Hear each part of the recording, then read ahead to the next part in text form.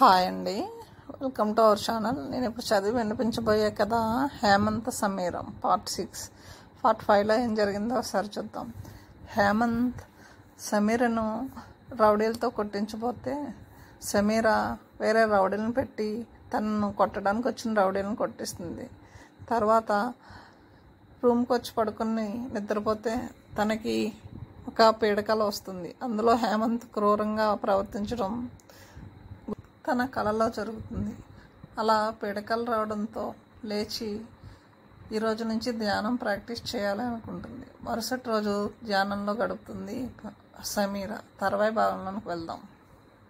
అకాడమీకి ఆలస్యంగా బయలుదేరింది. అప్పటికే హేమంత్ ప్రిపేర్ అయిపోయాడు. సమీర్ ఇప్పట్లో అకాడమీకి రాదని. అంతకు ముందే తమ్ముడికి కూడా చెప్పి ఉంచాడు సమీరకు పెళ్లి చూపులని. ఇంకెప్పట్లో రాదని చెప్పాడు. కిరీటి అనుమానంగా చూడడంతో తల వంచుకుని అకాడమీకి వచ్చేశాడు. అతనికి చాలా ఆనందంగా ఉంది. ఒక సమస్య పరిష్కారం అయిపోయింది. తమ్ముడిని ముందు ఎక్కడికైనా పంపించేయాలి. మనసులోనే రకరకాల ప్లాన్స్ వేస్తున్నాడు. అతని ఎదురుగా నిలబడింది సమీర. గమనించలేదు హేమంత్. గుడ్ మార్నింగ్ సార్, గట్టిగా అంది సమీర. ఈ లోకంలోకి వచ్చిన హేమంత్ సమీరను చూసి ఆశ్చర్యపోయాడు. ఆ పైన వెర్రి చూపులు పిచ్చి చూపులు చూశాడు. అతనికి ఏం జరిగిందో అర్థం కాలేదు. ఈ అమ్మాయిని చూస్తే మీద ఏగవాలినట్టుగా కూడా లేదు. మరి తను నియమించిన వాళ్ళు ఏమయ్యారు? కొంపదీసి వేరే వాళ్ళు ఎవరినైనా వేసేశారా? అనుమానం వచ్చేసింది అతనికి. మనసులోనే నవ్వుకుంది సమీర. ఏంటి సార్ విచిత్రంగా చూస్తున్నారు? గుడ్ మార్నింగ్ చెప్పినా పట్టించుకోవడం లేదు. ఏం ఆలోచిస్తున్నారు? రహస్యమైతే వద్దులేండి అంది. నువ్వు క్షేమంగా ఉన్నావా? క్షేమంగా వెళ్ళి వచ్చావా? ఏదో అడగాలి కాబట్టి అర్థం లేకుండా అడిగాడు హేమంత్. చూస్తున్నారుగా సార్, నిన్న ఎలా వెళ్ళానో అలాగే ఉన్నాను. ఇంతలోనే ఏం తేడా ఉంటుంది సార్?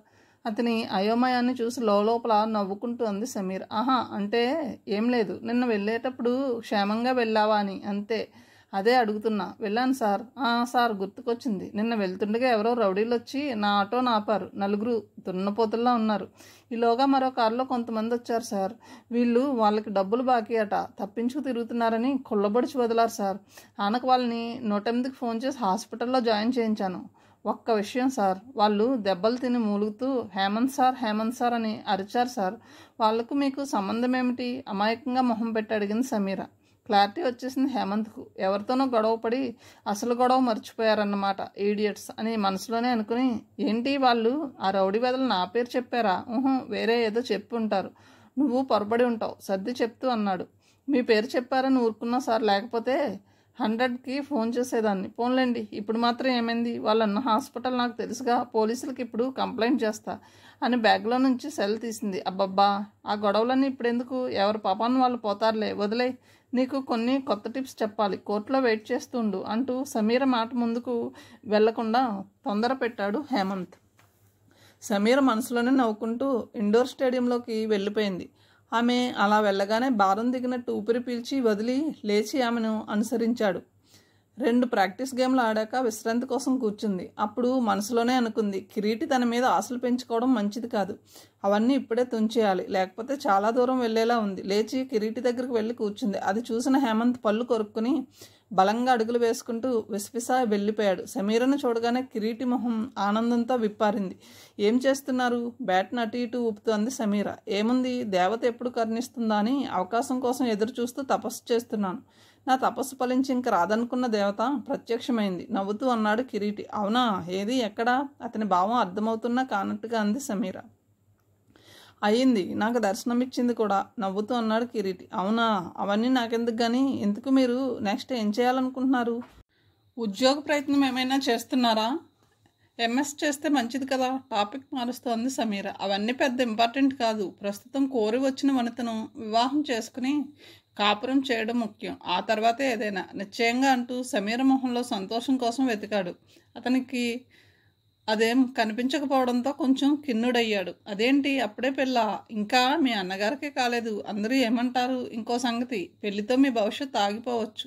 నా ఉద్దేశం, ముందు మీరు చదువుతో పాటు ఉద్యోగం మీద దృష్టి పెడితే మంచిదేమో అంది సమీర. కన్ఫ్యూజ్ అయ్యాడు కిరీటి. సమీర ఏమాత్రం ఇంట్రెస్ట్ చూపించడం లేదు. తను నన్ను మనస్ఫూర్తిగా ప్రేమిస్తుంది కదా, మరి ఇలా మాట్లాడుతుంది ఏమిటి? ఒకవేళ అన్న చెప్పింది నిజమేమో, ఎంగేజ్మెంట్ అయిపోయిందేమో అనుకున్నాడు. మీకు మంచి అవకాశాలున్నాయి, మీ ఆశలు తీర్చే అన్న ఉన్నాడు. ఒక ఫ్రెండ్గా చెప్తున్నాను, కాలాన్ని వృధా చేసుకోకండి. మీరు మంచి బాటలో వెళ్తే మీ అన్నగారు కూడా సంతోషిస్తారు. ఆలోచించండి మరోసారి అంది సమీర. సమీర, ఒక సంగతి చెప్పు, నీకు పెళ్లి చేసుకోవడం ఇష్టం లేదా? ఇంకా ఏమైనా? అనుమానంగా అయోమయంగా అడిగాడు కిరీటి. ఏమన్నా జరిగితే చెప్తుందని. అబ్బే అదేం లేదు, నా పెళ్ళి ఎప్పుడు కుదిరితే అప్పుడు ఒక్క నిమిషం కూడా వేస్ట్ చేయను. నేను అనుకున్నతను ఓకే అనగానే నా పెళ్ళి అయిపోతుంది అంది సమీర. నా గురించి అంటుందా? నేను ఓకే అంటే పెళ్లి చేసుకుంటుందా?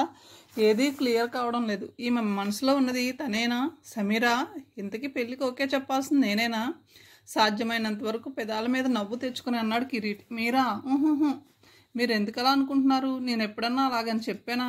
మీకు ఇలాంటి ఊహ ఎందుకు వచ్చింది? హర్ట్ అయినట్టుగా మొహం పెట్టింది సమీర. అయితే మీరు నన్ను ప్రేమించడం లేదా? నిజంగానా? మరి నాతో అంత క్లోజ్గా ఉంటున్నారు ఎందుకు? అవమానంతో మొహం ముడుచుకుంటూ అన్నాడు కిరీటి. అరే, నేను అందరితో అలాగే ఉంటాను, మీరు గమనించి ఉండాలే. మీతో ఉన్నట్టే మీ అన్నగారితో కూడా ఉంటాను. అంత మాత్రాన అది ప్రేమ అనుకుంటే ఎలా అంది సమీర. మరి అదేంటి, సాంబవి మేడం అలా ఎందుకు చెప్పారు?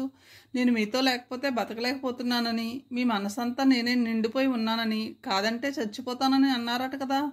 దాంతోనే కదా నేను కమిట్ అయింది. దానికి తోడు మీ క్లోజ్నెస్ కూడా నాకు అనుమానం కలిగించలేదు సీరియస్గా అన్నాడు కిరీటి. ఇదా అసలు కారణం? సాంబవా ఈ కుట్రకు మూలం? ఏం కోరి ఇదంతా చేసింది? కిరీటిని ఇలా రెచ్చగొట్టి ఏం సాధిద్దామని? దీనివల్ల తనకేం లాభం? అమ్మ సాంబవి, నన్ను కిరీటి వల్ల ఇరికిస్తే హేమంత్ రెచ్చిపోయి చీ కొడతాడని, ఒకవేళ ఇష్టపడితే కిరీటితో పెళ్ళైపోయి తన దారికి అడ్డురానని ప్లాన్ వేసిందన్నమాట. ఎంత మేధావితనం అని మనసులో అనుకుని కిరీటికి గతమంతా చెప్తూ, సాంబవికి తనపై ఉన్న కోపం ద్వేషం వల్ల గతంలో ఎన్ని కుట్రలు చేసిందో చెప్తూ, అవేమీ ఫలవంతం కాలేదని చివరికి మిమ్మల్ని నా మీదకు గురిపెట్టింది వివరంగా చెప్పింది సమీర. ఈడియట్, తన స్వార్థం కోసం నన్ను వాడుకుంటుందా? ఆమె సంగతి చెప్తాను. మా అన్నయ్య ఆమెను ఎలా పెళ్లి చేసుకుంటాడో అది చూస్తాను. సారీ సమీర, నీ మనసేమిటో తెలుసుకోకుండా నేను బాధ పెట్టాను, సిగ్గుగా ఉంది. ఆ ఈడియట్ చేసిన పని వల్ల నేను తేరుకోవడానికి ఎన్ని రోజులు పడుతుందో దీనంగా అన్నాడు కిరీటి. బాధపడకండి, కొన్ని చీడపురుగులు మనకు తెలియకుండానే మన జీవితంలో ప్రవేశించి మనకు కీడు చేస్తాయి. తెలుసుకుని ఆ చీడను వదిలించుకొని సరైన దారిలో నడవడం తప్ప మరో మార్గం లేదు. ఆ మాలిన్యాన్ని కడిగేయండి. మనం స్నేహితులం, మన స్నేహం కలకాలం నిలవాలి. అతన్ని మూడ్లోకి తెస్తూ అంది సమీర. కిరీటి నవ్వాడు. హృదయాంతరాలలో బాధున్నా మనసు కొంచెం తేటపడింది. Yes, we are friends, long live our friendship. నవ్వుతూ షేక్ హ్యాండ్ కోసం చెయ్యి చాశాడు కిరీటి. సమీర మనసు తేలికపడింది. కిరీటి మంచితనాన్ని మనసులోనే అభినందిస్తూ పొంగుతున్న హృదయంతో గలగలా నవ్వుతూ అతని చెయ్యినందుకుని ఆనందంగా ఊపింది. సరిగ్గా అదే సమయంలో పని చూసుకుని తిరిగి వస్తున్న హేమంత్ దృష్టిలో పడిందా దృశ్యం. అతని కళ్ళు బగ్గుమన్నాయి, హృదయం అగ్నిగోళమైంది. సమీర మీద అతనికి పీకల దాకా కోపం వచ్చింది. ఆమె అంతు తేల్చాలని మనసులో మరోసారి బలంగా నిర్ణయించుకున్నాడు. విసవిస నడుస్తూ అక్కడి నుండి వెళ్ళిపోయాడు. కావ్య అన్వేషణ పెళ్లి ఉన్నంతలో వైభవంగా జరిగింది. 2 పెళ్లిళ్ళు ఏకకాలంలో జరగడం వలన జనం చాలామంది వచ్చారు. కావ్య అన్వేషలు పేరొందిన ఆటగాళ్ళు కావటాన చాలామంది క్రీడాకారులు, సినిమా వాళ్ళు, రాజకీయ నాయకులు వచ్చారు. హేమంత్ అకాడమీ వాళ్ళంతా అటెండ్ అయ్యారు. వాళ్ళంతా ఊరికే కూర్చోకుండా అకాడమీలో జరుగుతున్న పెళ్లిలా భావించి పనిచేశారు. అందరిలోకి మొత్తం పెళ్లి సందడంతా తనదే అన్నట్టుగా పెత్తనం చేసింది సమీర. ఎక్కడ చూసినా తనే కనిపిస్తూ అందరినీ హుషారు చేస్తూ వధూవరులను ఆట పట్టిస్తూ చలాకీగా తిరిగింది. తనతో పాటు కిరీటిని కూడా హుషారు చేస్తూ పనులు పురమాయిస్తూ జోక్స్తో నవ్విస్తూ ఇద్దరూ హుషారుగా చందడి చేస్తూ అందరినీ నవ్వించసాగారు. వాళ్ళిద్దరు సరదా చూసి అందరూ ముచ్చట పడ్డారు, ఒక వ్యక్తి తప్ప. హేమంత్కి ఇదంతా చిరాగ్గా ఉంది. ఎంత ఇదైతే మాత్రం మరీ ఇంత బరితెగింప? ఏమనుకుంటుంది తను? అంత చేతగాని వాడిని అనుకుంటుందా? తన నుండి తన తమ్ముడిని కాపాడుకోలేని వాజమ్మని అనుకుంటుందా? అతని మనసు మండసాగింది. పెళ్ళిని ఏమాత్రం ఎంజాయ్ చేయలేకపోయాడు. కావ్య తన కజిన్ అయినా ఆ పెళ్ళి అతనికి సరదాగా లేదు. కళ్ళలో నిండిన మనసుకు కళ్యాణమైన కంటకంగానే ఉంటుందేమో. అతను ముళ్ళ మీద కూర్చున్నట్టు అసహనంగా కూర్చున్నాడు. పెళ్ళి అయిపోయింది. వధువులను సాగనంపారు. అతిథులందరూ ఎవరి దారిన వాళ్ళు వెళ్ళిపోయారు. చివరి వరకు ఉన్న హేమంత్ అకాడమీ వాళ్ళు కూడా వాళ్ళ వాళ్ళ వాహనాల్లో వెళ్ళిపోయారు. ఆఖరికి అక్కడ సమీర, హేమంత్ మాత్రమే మిగిలారు. రాత్రి 1 గంట దాటింది. ఇప్పుడు ఆటోలు దొరకవు. ఎలా? ఆలోచనలో పడింది సమీర. హేమంత్ కారు ఉంది. హేమంత్ని డ్రాప్ చేయమని అడిగే ఛాన్స్ వచ్చింది కదా అనుకుంది. అతను కాటు వేయడానికి కాచుకుని కూర్చున్న నాగుపాములా ఎదురు చూస్తున్నాడని ఆమెకి ఆ క్షణాన తెలియదు. తను కిరీటితో చెప్పేసింది కాబట్టి విషయం హేమంత్కు తెలిసే ఉంటుంది అనుకుంది సమీర. కానీ కిరీటి సిగ్గుతో ఆ విషయం అన్నకు చెప్పలేదన్న సంగతి ఆమెకు తెలియదు. ఆమె ప్రశాంతంగా ఉంది. హేమంత్తో కారులో షికారు చేస్తూ విహారం చేయాలని కోరుకుంటుంది ఆమె. సార్, నాకు కన్వీనియన్స్ లేదు. నన్ను మా హాస్టల్ దగ్గర డ్రాప్ చేస్తారా ప్లీజ్? ఆనందాన్ని దాచుకుంటూ రిక్వెస్ట్గా అడిగింది సమీర. సీరియస్గా ఆమె వంక చూసి ఏమీ అనకుండా కారులో కూర్చుని డోర్ తెరిచి ఎక్కమన్నట్టుగా చూశాడు హేమంత్. ముందు సీట్లో కూర్చుంది సమీర. హేమంత్ ఇలా పక్కపక్కగా కూర్చుని వెళ్ళడం సరదాగా అనిపిస్తుంది ఆమెకు. హేమంత్ వంక చూసింది. అతని పళ్ళు బిగించి రోడ్డు వంకే చూస్తూ సీరియస్గా డ్రైవ్ చేస్తున్నాడు. సైడ్ యాంగిల్లో అతని పొడవైన ముక్కు, చుబుకం ఒకే యాంగిల్లో ఉన్నాయి. ఆ ఫోజ్ చాలా బాగుంది. అతను అలా చూస్తుంటే మనసంతా పూల విలికాడు సందడి చేస్తున్నట్టుగా విరిబణాలు ఒక్కొక్కటి వచ్చి తనని తాకి తాపం పెంచుతున్నట్టుగా అనిపించి తమకంగా హేమంత్ వైపు జరిగింది. ఆమె వంక ఒకసారి సీరియస్గా చూసి మళ్ళీ డ్రైవింగ్ మీద దృష్టి పెట్టాడు హేమంత్. పెద్ద గొప్ప పక్కనే ఇంత అందమైన ఆడపిల్ల అనిమేషుణ్ణి ఆర్తిగా చూస్తున్న రతీదేవిలా కూర్చుంటే పట్టనట్టు స్టీరింగ్ పట్టుకుని రోడ్డుపైనే దిష్టి పెట్టిన చక్రపురుషుణ్ణి చూసి కోపంతో అత్తిపత్తిలా ముడుచుకుంది సమీర. అది కొన్ని క్షణాలే. మళ్ళీ హేమంత్ని చూసింది. ఏంటో చూసిన కొద్దీ ఇంకా చూడాలనిపిస్తుంది ఆమెకు. అలా మొహం ముడుచుకోకపోతే ముచ్చటగా ఏదైనా మాట్లాడవచ్చు కదా. ముత్యాలు రాలుతాయా ఏమిటి? ఇంక లాభం లేదనుకుంది. అతను మాట్లాడకపోతేనేం, నేను మాట్లాడతాను అనుకుంది. సరస్సుల దగ్గర కొన్ని సడలింపులు ఉంటాయి కదా. పెళ్లి బాగా జరిగింది కదా సార్? మొత్తానికి కావ్య ఎల్లాలుగా మారిపోయింది. అన్వేష్ అదృష్టవంతుడు అంది సమీర. ఏం మాట్లాడలేదు హేమంత్. అన్వేష్ అదృష్టవంతుడా? ఇంక మొదలవుతుంది వాడికి నరకం. ఒక ఆడది మగవాడి స్వేచ్ఛని, జీవితాన్ని ఎంతలా నాశనం చేస్తుందో ఎవరికీ తెలియదు. అన్వేష్ ఈ రోజు నుండి దురదృష్టవంతుడు. కావ్య తన కజినైనా స్వతహాగా ఉన్న స్త్రీ ద్వేషం అతన్ని అలా ఆలోచింపజేస్తుంది. హేమంత్ ఏం మాట్లాడకపోవడంతో, అదేంటి సార్ ఏం మాట్లాడరు? పెళ్లిలో ఏర్పాట్లు మీకు నచ్చలేదా ఏమిటి? ఏమన్నా లోపాలు జరిగాయా అడిగింది సమీర. అసలు పెళ్ళంటేనే పెద్ద లోపం. ఇంకా దాని గురించి చెప్పడానికి ఏముంటుంది అనుకుని ఎటు వెళ్ళాలి మీ హాస్టల్కి అన్నాడు హేమంత్ మాట మారుస్తూ. అదిగో సార్, ఈ రోడ్డు ఎండ్ అవుతుంది కదా, రైట్ తీసుకున్నాక 1 కిలోమీటర్ రోడ్డు మీదే ఉంటుంది సార్ మా హాస్టల్ అంది సమీర. హాస్టల్ దగ్గరకు చేరింది కారు. సెక్యూరిటీ వచ్చి సమీరని చూసి గేట్ తెరిచాడు. కారు లోపలికి పోయింది. సమీర్ అంటే గౌరవం అతనికి. మొన్ననే పండక్కి బట్టలు కొనుక్కోమని 1000 రూపాయలు ఇచ్చింది. అందుకే ఎలాంటి ప్రశ్నలు వేయకుండా కారును లోనికి పోనిచ్చాడు. ఎప్పుడైతే హాస్టల్లోకి నేరుగా వచ్చేశాడో అప్పటి నుండి హేమంత్ ఆలోచనలు మారిపోయాయి. తను వేసుకున్న పథకానికి ఇదే మంచి సమయం అనుకున్నాడు. ఇలాంటి టైం మళ్ళీ మళ్ళీ దొరకదు. అతని మనసులో ఒక క్రూరమైన దరహాసం విచ్చుకోసాగింది. కారు దిగింది సమీర. థ్యాంక్ యూ సార్, నా రూమ్ చూద్దురుగాని రండి. అతను ఎలాగూ రాడనే ఉద్దేశంతో మర్యాద కోసం ఆహ్వానించింది. ఆ మాట కోసం ఎదురు చూస్తున్నాడు హేమంత్. వై నాట్ అంటూ కారు దిగాడు. పద, చూస్తేనే ఒక పని అయిపోతుంది, చూసేస్తే ఒక పని అయిపోతుంది పైకి నవ్వుతూ అన్న మనసులో మాలిన్యపు ఆలోచన వికటట్టహాసం చేసింది. అతను అలా ఒప్పుకుంటాడని ఊహించిన సమీర తప్పదన్నట్టుగా ముందుకు నడిచి రూమ్ తాళం తీసింది. తలుపు తీసి వెల్కమ్ సార్, ఈ బ్రహ్మచారిని రూమ్ని పావనం చేయండి అంటూ ఆహ్వానించింది. లోపలికి వచ్చి కూర్చున్నాడు. అటు ఇటు చూసి రూమ్లో ఒంటరిగా ఉంటుందన్నమాట అనుకున్నాడు. అతనేం మాట్లాడడం లేదేంటి అన్నట్టుగా చూస్తోంది సమీర. సమీర, నీతో చాలా మాట్లాడాలి, ఎవరైనా చూస్తే బాగోదు, తలుపులు వేసేస్తాను అంటూనే ఆమె అనుమతి కోసం చూడకుండా వెళ్ళి తలుపులు వేసి వచ్చాడు. జేబులోంచి సెల్ తీసి టేబుల్ మీద పెట్టాడు. అతను ఏం మాట్లాడుతాడని మంచం మీద కూర్చున్న సమీర ఆతృతగా ఎదురు చూస్తుంది. హేమంత్ ఏం మాట్లాడకుండా ఆమెకు దగ్గరగా వచ్చి ఆమె భుజాల మీద బలంగా చేతులు వేశాడు. ఉలిక్కిపడి చూసింది సమీర. ఏమిటి తన ఉద్దేశం? ఎంత నచ్చినవాడైనా అవకాశాన్ని వాడుకోవాలని చూస్తే ఏ అమ్మాయికైనా అసహ్యంగా ఉంటుంది. హేమంత్ అసభ్యకరమైన ప్రవర్తనను ఈసడించుకుంటూ ఏంటి సార్ ఇది, ఏం చేస్తున్నారు అంది ఆందోళనగా. హేమంత్ ఏమీ మాట్లాడలేదు. లేడిని వేటాడబోతున్న పుల్లా అతని కళ్ళు దీక్షగా చూస్తున్నాయి. భుజం మీద వేసిన చేతులతో సమీరను బలంగా వెనక్కి తోశాడు. ఆమె మంచం మీద వెళ్ళకిలా పడిపోయింది. అయోమయానికి గురైంది సమీర. మిస్టర్ హేమంత్, ఏమిటిది? This is too much. I hate this type of behaviour. ఇది మంచి పద్ధతి కాదు. నాకు ఇలాంటివి నచ్చవు. Please go away. Please get out. Sameera ఇంకా ఏదో అనబోతుంది. ఒక్కసారిగా ఆమె మీద బలంగా పడ్డాడు హేమంత్. తెరిచి ఉన్న ఆమె నోటిని తన నోటితో మూసేశాడు. సమీర గింజుకుంటూ అటు ఇటు తల ఊపసాగింది. ఆమెకి ఏమాత్రం అవకాశం ఇవ్వకుండా తన అదరాలను బలంగా మోపాడు హేమంత్. హేమంత్ చేతులు చకచక్కా పనిచేశాయి. ఆమె పొందికైన అవయవాల మీద చేతులు వేసి సుతారంగా నిమిరి ఆనక పిచ్చెత్తినట్టుగా ఆడుకోసాగాడు.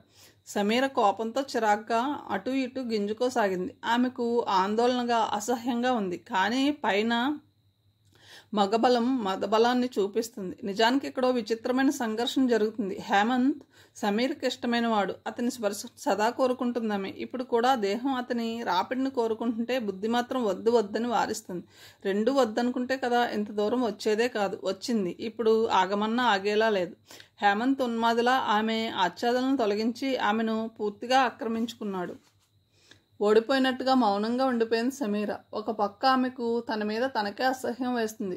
ఎంతో మధురంగా జరగవలసిన ఈ ఘట్టం ఇంత పాశవికంగా జరగడం ఆమెకు దుఃఖం తెప్పిస్తుంది. జింక పులికి దొరకకుండా పరిగెత్తుతుంది. వెనక పులి ఎలాగైనా జింకను దెబ్బ కొట్టాలని అంతకు మించి వేగంతో వస్తుంది. జింక వేగం తగ్గింది. పులి వేగం పెరిగింది. జింక మీదుగా ఒక దూకింది. ఆ దెబ్బకు ముందుకు తూలింది జింక. అదే ఊపులో జింక మెడను దొరకబుచ్చుకుంది పులి.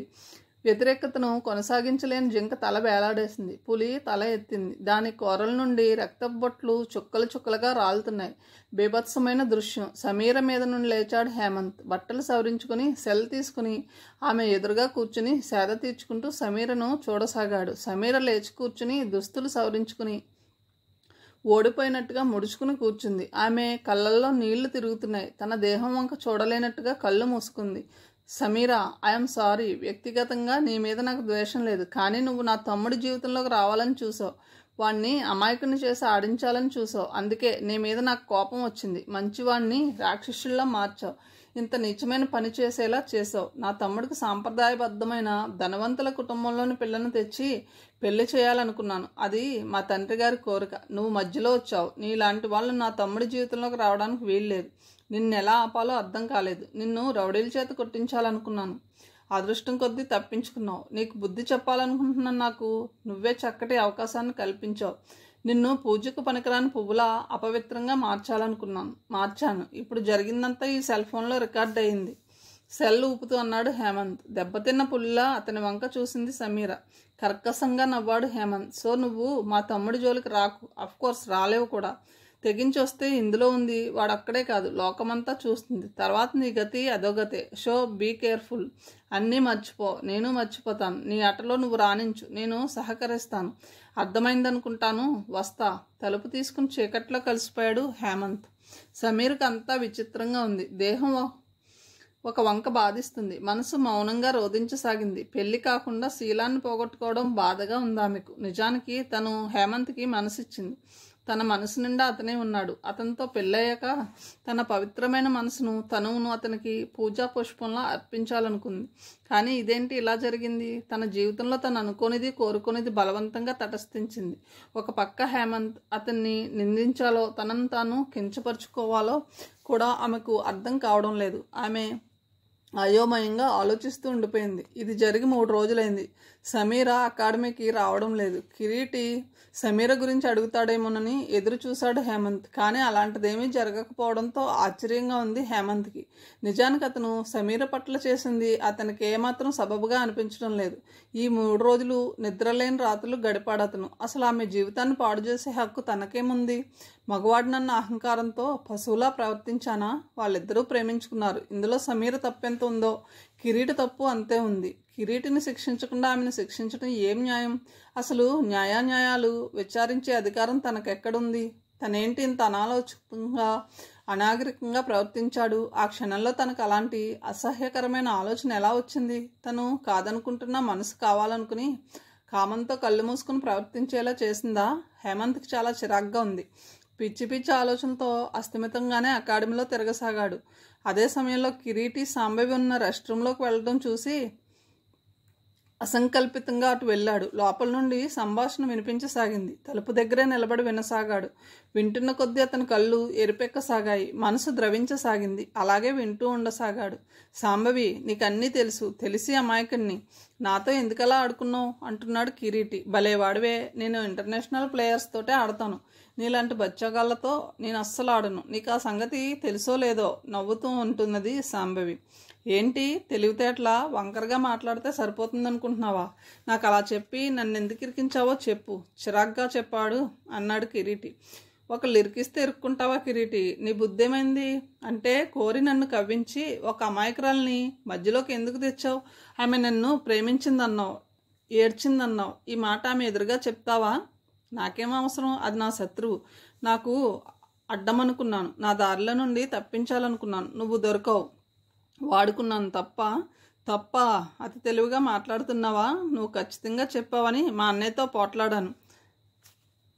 ఇప్పుడు నేను వెళ్ళి అన్నయ్యతో ఆ సమీర అమాయకురాలు నన్ను ప్రేమించిందనుకున్నాను కానీ ప్రేమించలేదట అని ఎలా చెప్పను? సిగ్గుతో చితికిపోతున్నట్టుగా ఉంది అతని గొంతు. చెప్పకపోతే మానే, అది నీ సమస్య. చెప్పుడు మాటలు విని కనీసం అమ్మాయి అభిప్రాయం తెలుసుకోకుండా మీ అన్నయ్యతో చెప్తావా? బుద్ధున్నవాడు చేయవలసిన పనేనా ఇది? పైగా నన్నంటావా? అసలు ఎందుకు ఇదంతా? నా జీవితంతో ఆడుకునే హక్కు నీకు ఎవరిచ్చారు? నా పరిస్థితి ఎంత చిరాగ్గా ఉందో తెలుసా? జీరబోయిన గొంతుతో అంటున్నాడు కిరీటి. ఏమిటా? మీ అన్న నా ప్రాణం. నేను అతన్ని ప్రేమిస్తున్నాను. ఇన్నాళ్ళు అతని అటెన్షన్ అంతా నా మీదే ఉండేది. ఇప్పుడు ఆ సమీర వచ్చింది, మీ అన్న దృష్టి అటు మళ్ళింది. అది మీ అన్నను రాసుకు పూసుకు తిరుగుతుంది. మరి నాకు మండదా? అందుకే నీకు కిర్రెక్కించి దాన్ని నా దారిలో నుండి తప్పించాలనుకున్నాను. శాంభవి గొంతులో అదో రకమైన కసి. నీ వంతుగా అన్నను ప్రేమిస్తే ఆయనతో చెప్పాలి, అంతేగాని ఇలా మాలాంటి వాళ్ళ జీవితాలతో ఆడుకోవడం ఏంటి?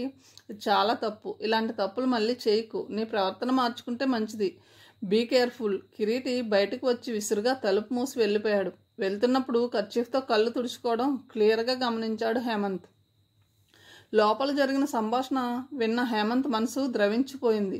తనెంత పాపం చేశాడో ఇప్పుడిప్పుడే అర్థమవుతుంది. తన పాపానికి నిష్కృతి ఉండదనుకున్నాడు. తనను ఇంత ఆవేదనకు గురి చేసిన శాంభవి మీద విపరీతమైన కోపం ముంచుకొచ్చింది. ఒక్క ఉదుటిన లోనికి వెళ్ళాడు. వేగంగా వచ్చిన హేమంత్ను చూసి ఆశ్చర్యపోయింది శాంభవి. అతనెప్పుడూ సౌమ్యంగా ఉండడమే తను చూసింది. ఇంత వేగం ఆటలో మాత్రమే. మామూలు అప్పుడు మన్ను తిన్న పాములా కాకపోయినా పెద్దగా హుషారు మాత్రం ఉండదు. ఏంటి హేమంత్, ఏమిటింత స్పీడు? ఏం కావాలి అని అడిగింది. ఇంకా ఏమిటని అడుగుతున్నావా ఈడియట్? నువ్వు నన్ను ప్రేమిస్తున్నావని ఎన్నిసార్లు చెప్పినా? నేను ప్రేమించానని కానీ ప్రేమిస్తానని కానీ చూస్తాను కానీ ఎప్పుడైనా చెప్పానా? నాకు అలాంటి ఉద్దేశాలు లేవని నీ మొహం మీద చెప్పాను కదా. చెప్పానా లేదా? కోపంతో అరుస్తూ అడిగాడు హేమంత్.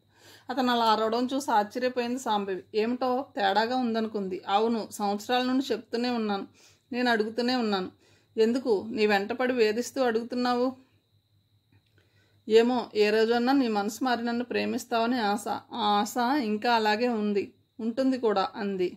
Shut up you bitch. ఒకసారి చెప్తే బుద్ధుండాలి. ఏదో స్నేహితురాలువి, సాటి క్రీడాకారినివి, సమయానికి సాయం చేసావన్న కృతజ్ఞతతో నేను గట్టిగా చెప్పలేకపోయి ఉండవచ్చు. అంత మాత్రం చేత నా మీద నీకేదో పేటెంట్ హక్కులున్నట్లు మాట్లాడుతున్నావేంటి? అలా చూడకు, నాకు అసహ్యం. ఇందాక తమ్ముడితో మాట్లాడుతుంటే విన్నాను. ఏంటి నాటకం? మరింత గట్టిగా అరిచాడు హేమంత్. ఓ, విన్నావా? అవును, నువ్వు నావాడివి. నీ మీద ఎవరు చూపు సారించడానికి వీల్లేదు. అలా ఎవరైనా వస్తే చంపేస్తాను. నువ్వు ప్రేమిస్తే నన్నే ప్రేమించాలి. నిన్ను ప్రేమించే హక్కు నాకే ఉండాలి. నీకు ఇంతకుముందు ఎన్నోసార్లు చెప్పాను, మన మధ్య ఎవరైనా అడ్డు వస్తే నాశనం చేస్తా. అందుకే సమీరను నా దారి నుండి తప్పించడానికి కిరీటిని పావులా వాడుకున్నాను. అవసరమైతే ఇంకా ఘోరం చేస్తాను. అంతే రేంజ్లో అరిచింది శాంభవి. చంపేస్తాను. నేను నిన్ను ఎన్నటికీ ప్రేమించను. అంతేకాదు, నిన్ను అకాడమీ నుండి బహిష్కరిస్తున్నాను. నీ మొహం నాకు చూపించుకు.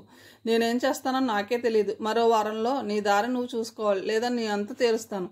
నిజంగా చెప్తున్నా, వెళ్ళకపోతే నిన్ను చంపేస్తాను. కోపంతో అరుస్తూ తలుపు తీసుకుని విసురుగా వెళ్ళిపోయాడు హేమంత్. అప్పటికే ఆ రూమ్ చుట్టూ మూగిన రమ్యలా, ముంతాజ్, మనోజ్, శ్రీవాత్సవ్ ఇంకా చాలామందిని అతను గమనించలేదు. వాళ్ళందరూ ఆ గొడవ గురించే మాట్లాడుకుంటూ హేమంత్ను ఆశ్చర్యంగా చూస్తూ వెళ్ళిపోయారు.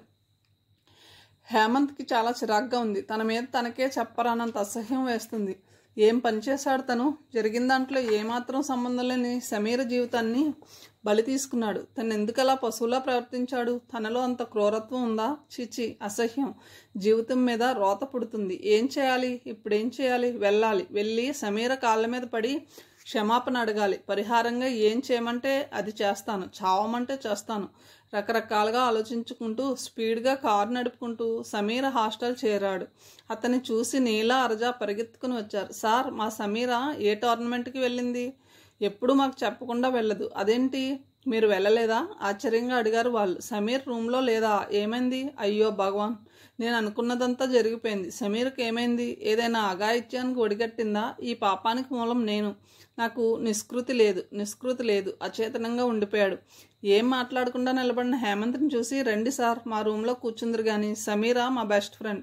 తన గురించి మిమ్మల్ని ఎన్నో అడగాలి. ఇక్కడొద్దు, వార్డెన్ చూస్తే గొడవ చేస్తుంది. మా రూమ్కి వెళ్దాం రండి సార్. చనువుగా హేమంత్ చేయి పట్టుకున్నారు వాళ్లకు చాలా గొప్పగా ఉంది. హేమంత్ లాంటి మాస్టర్ చేయి పట్టుకున్నందుకే వాళ్ళకి ఆ ఫీలింగ్. వాళ్ళ చేతుల్ని విడిపించుకొని మౌనంగా వెనుతిరిగాడు హేమంత్. అతను మనిషిలా లేడు, నడుస్తున్న శవంలా ఉన్నాడు. మౌనంగా వెళ్ళిపోతున్న అతన్ని ఆశ్చర్యంగా చూస్తూ ఉండిపోయారు నీలా అరజా. కారు ఎలా నడుపుతున్నాడో తెలియడం లేదు.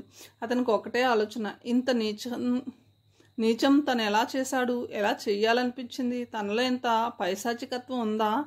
ఏమీ తెలియని అమాయకురాల్ని. పాపం. చేతిని బలంగా స్టీరింగ్ మీద 4-5 సార్లు గట్టిగా కొట్టుకున్నాడు. అతనికి వేదన తీరడం లేదు. స్థిమితం లేని డ్రైవింగ్ చేస్తున్న హేమంత్ కారు ఒక పక్కగా తీసి స్టీరింగ్ మీద తలవాల్చి అలా ఉండిపోయాడు. దుష్టుడు. ఒకటి కాదు 10 చెడు పనులు చేసినా ఒకదాన్ని గురించి ఆలోచించుడు, పశ్చాత్తాపడు. అదే ఒక మంచివాడు తెలిసి చేసినా తెలియక చేసినా అతనికి అదే తప్పు ఎదురు తిరుగుతూ కనిపిస్తూ అతన్ని దహించి వేస్తూ ఉంటుంది. పశ్చాత్తాపం కూడా దానిని ఆపలేదు. ఇప్పుడు అలాంటి పరిస్థితిలోనే ఉన్నాడు హేమంత్. ఆవేదన అతన్ని నిలువున దహించి వేస్తుంది. తనంతా హీనంగా ఎలా ప్రవర్తించాడో అర్థం కాక తల్లడిల్లిపోతున్నాడు అతను. తన మీద తనకే రోత పుడుతుంది. చీ అనిపిస్తుంది. అకాడమీలో తన ఛాంబర్లో నిస్తేజంగా కూర్చుని ఆలోచిస్తున్నాడు హేమంత్.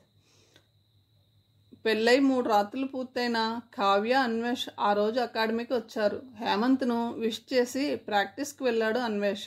హేమంత్ ఎందుకో విచారంగా ఉన్నట్టు గమనించిన కావ్య అక్కడే ఉండిపోయింది.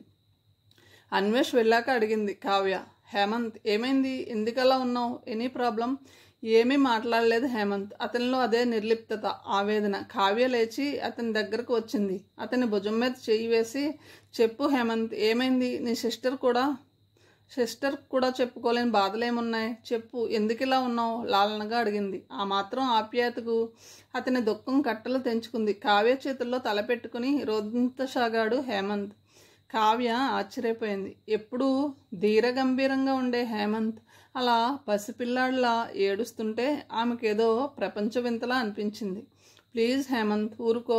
ఏమిటిది చిన్నపిల్లాడిలాగా? ప్లీజ్ స్టాప్ ఇట్, ఊరడిస్తూనే హెచ్చరించింది కావ్య. సారీ అని కర్చీఫ్ తీసుకుని కళ్ళు తుడుచుకున్నాడు హేమంత్. కావ్యను సూటిగా చూడలేనట్టు తల వంచుకున్నాడు. ఏమైంది హేమంత్? అరే, ఏమైందో చెప్పకుండా ఇలా బాధపడితే ఏమైనా అర్థముందా? అవును, సమీర్ కనిపించడం లేదు, తను రావడం లేదంటున్నారు. ఏమైంది? మాట మారిస్తే అతను కారణం చెప్పడానికి సిద్ధపడతాడని అడిగింది కావ్య. బహుశా తను ఇక రాదేమో, ఈ దుర్మార్గుడి మొహం మళ్ళీ చూడదేమో. నేను క్రూరుడిని, ఆమె జీవితాన్ని చిదిమేశాను, దుర్మార్గం చేశాను. ఏడుపు ఆవేశం కలగలిపి అన్నాడు హేమంత్. ఏంటి, నువ్వు నాశనం చేశావా? అందుకే ఆమె రాదా? నాకేం అర్థం కావడం లేదు, అయోమయంగా అంది కావ్య. రోదన స్వరంతో జరిగిందంతా వివరించాడు హేమంత్. తనెంత పొరపాటు చేశాడో కూడా చెప్పేశాడు.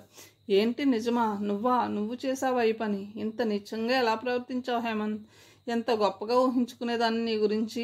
ఆ అమాయకురాల్ని, ప్రేమమూర్తికి అన్యాయం చేశావా? ఆమె అసలు ఈ అకాడమీలో ఎందుకుందో తెలుసా? నీకోసం. నిన్ను మనస్ఫూర్తిగా ప్రేమిస్తుందామె. కానీ ఏనాడు నీ దగ్గర తన ప్రేమను మిగిలిన వారిలా అసహజంగా వ్యక్తపరచలేదు. ఇంకోటేమన్నావు? మీ డబ్బు కోసం మీ తమ్ముడిని వల్లో వేసుకుందనుకున్నావా? పిచ్చివాడా, నీకున్నదంతా కలిసి ఆమె ఆస్తిలో 100వ వంతు చేయదు. ఆమె ఎవరనుకుంటున్నావు? జేజే ఇండస్ట్రీస్ గ్రూప్ వైస్ చైర్మన్. ఆమె జీతమే కోట్లలో. నిన్ను డబ్బుతో కాకుండా నీకు ఇష్టమైన బ్యాడ్మింటన్ ఆటతో నీ మనసు గెలవాలనుకుంది. అందుకే అంత ఐశ్వర్యాన్ని వదిలిపెట్టి హాస్టల్లో మామూలు అమ్మాయిలా జీవిస్తుంది. ఆమె అందరితో స్నేహంగా ఉంటుంది. నా పెళ్ళి ఎలా జరిగిందనుకుంటున్నావు? తను చేసిన ధన సహాయంతోనే. అలాంటి మంచి మనిషి జీవితాన్ని నాశనం చేశావా? చిన్నగా రోధిస్తూ అంది కావ్య. అయ్యో, నన్ను ఈ దుర్మార్గుడిని ప్రేమించిందా? అందుకే ఈ అకాడమీకి వస్తుందా? చెప్పలేదా కావ్య ఈ దుర్మార్గుడి గురించి? నా జీవితంలో ఆడదానికి చోటు లేదని, నేను స్త్రీ ద్వేషినని చెప్పలేదా? అలాగైనా దూరంగా వెళ్ళిపోయి క్షేమంగా ఉండేది కదా. ఈ అన్యాయం జరగకుండా పోయేది. హేమంత్ కళ్ళల్లో నీళ్లు. చెప్పాను, ఆమె నీ ద్వేషానికి అర్థం లేదంది. తప్పు తండ్రి కొడుకులు చేసి నింద స్త్రీల మీద వేయడం ఏమిటంది. అదేంటని నేను అడిగితే ఆమె చెప్పింది, మీ నాన్నగారు డబ్బు ఎప్పుడు సంపాదించారు? రెండో పిల్లని లేచిపోయాక. అదే డబ్బు ముందు సంపాదిస్తే హేమంత్ తల్లే బతికి ఉండేది కదా అంది. అలాగే ఒక వేశ్య అభిమానిగా వచ్చి అతనికి సహాయపడితే తనకు తనే ప్రేమ అనుకోవడం ఏమిటి? ఆమె వృత్తి ఆమె చేసుకుంటే ఈయనకు ఆడవాళ్ళ మీద కోపం రావడం ఏమిటి? ఆ వేశ్య ఎప్పుడైనా హేమంత్ను ప్రేమిస్తున్నానని చెప్పిందా? తను చేసిన తప్పుకు స్త్రీలను అసహించుకోవడం ఏమిటి? అన్యాయంగా అని కూడా అంది సమీర. వివరంగా చెప్పింది కావ్య. ఈ మాటలు విన్న హేమంత్ స్తబ్దుగా ఉండిపోయాడు. వింటుంటే నిజమే కదా అనిపించింది. తప్పు తమదే. తమలో తప్పించుకుని నాన్న తను స్త్రీలను ద్వేషించారు. సమీర చిన్నదైనా ఎంత చక్కగా విశ్లేషించింది. ఎంతసేపు పశ్చాత్తాపంతో నిండి ఉన్న అతను మనసు సమీర మీద అవ్యక్తమైన ప్రేమతో నిండిపోయింది. సమీరను ఒక ప్రేమమూర్తిగా తనను వాదార్స్తున్నట్టుగా ఊహించుకోసాగాడు. ఒక్క క్షణం కూడా అకాడమీలో ఉండలేకపోయాడు. సమీరను వెతుక్కుంటూ బయలుదేరాడు. కావ్య వెనక నుండి అరుస్తున్నా వినిపించుకోలేదు అతను. హేమంత్ సమీర ఇంటికి వెళ్ళాడు. ఆ బంగ్లాను చూసి ఆశ్చర్యపోయాడు. ఇంత పెద్ద ఇంట్లో ఉండవలసిన అమ్మాయి కేవలం తన కోసం ఇన్నాళ్ళు మామూలు మధ్యతరగతి అమ్మాయిలా గడిపిందా?